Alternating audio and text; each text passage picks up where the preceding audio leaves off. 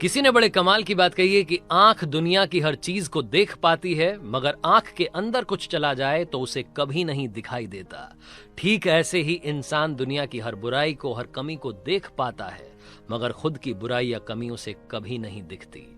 Hi guys, मेरा नाम है आरजे कार्तिक। एक छोटी सी कहानी, ये कहानी एक बादशाह की, जिन्हें अपने कुत्ते से, अपने डॉगी से बड़ा प्यार था।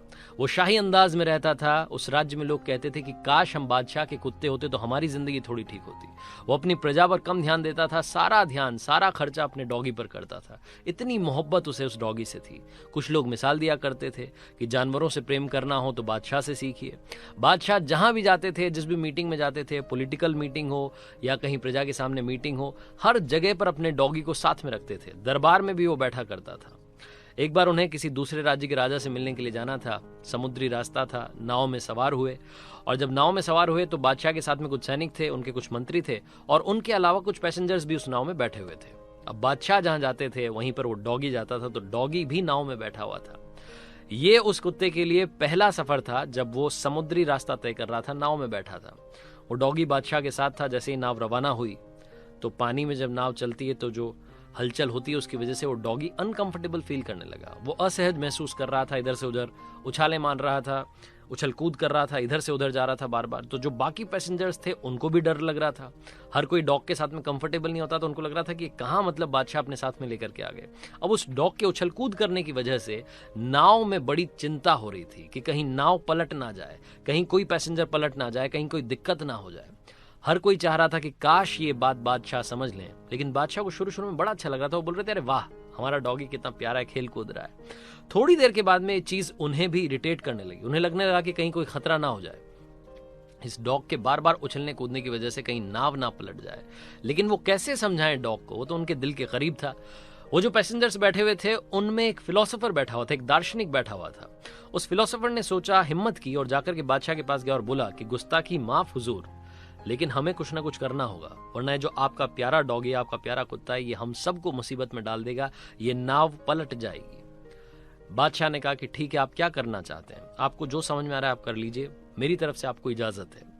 वो दार्शनिक गया अपने पैसेंजर्स के पास में, जो उसके साथी बैठे हुए थे, उनको जाकर के बोला, 2 लोगों को क्या हो, मेरे साथ एक काम करना है। उन तीनों ने मिलकर के उस डॉग को पकड़ा और समुद्र में फेंक दिया। जैसे ही समुद्र में कुत्ता गिरा वैसे ही उसकी जान पर बनाई। वो समझ नहीं पाया क्या करे। वो मतलब तड़पता हुआ, तैरता हुआ आकर के नाव को पकड़ लिया उसने।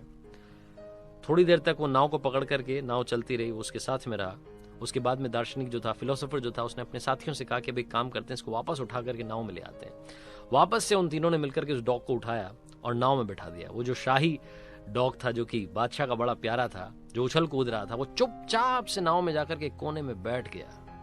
बादशाह को समझ नहीं आया, पैसेंजर्स को समझ नहीं आया कि क्या हो गया।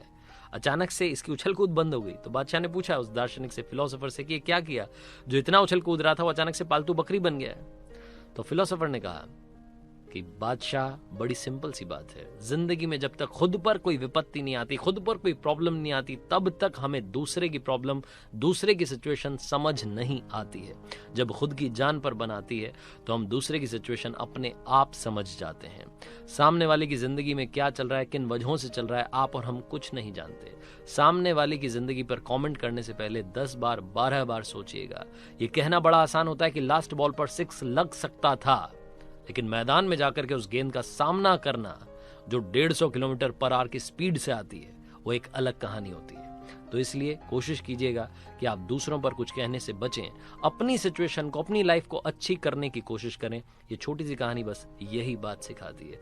और याद रखिए कि कमी देखनी है, बुराई देखनी है, तो सबसे पहले अपनी देखिए, उसे ठीक कीजिए, उसके बाद दुनिया के बारे में कुछ कहना शुरू कीजिए। आरजे कार्तिक जाते आते बस यही कहेगा जो हर बार कहता है, कर दिखाओ कुछ ऐसा कि दुनिया करना चाहे आपके जैसा। हर सोमवार सुबह 9:30 बजे मेरे Instagram handle, Facebook page, YouTube channel पर देखिए एक नई कहानी।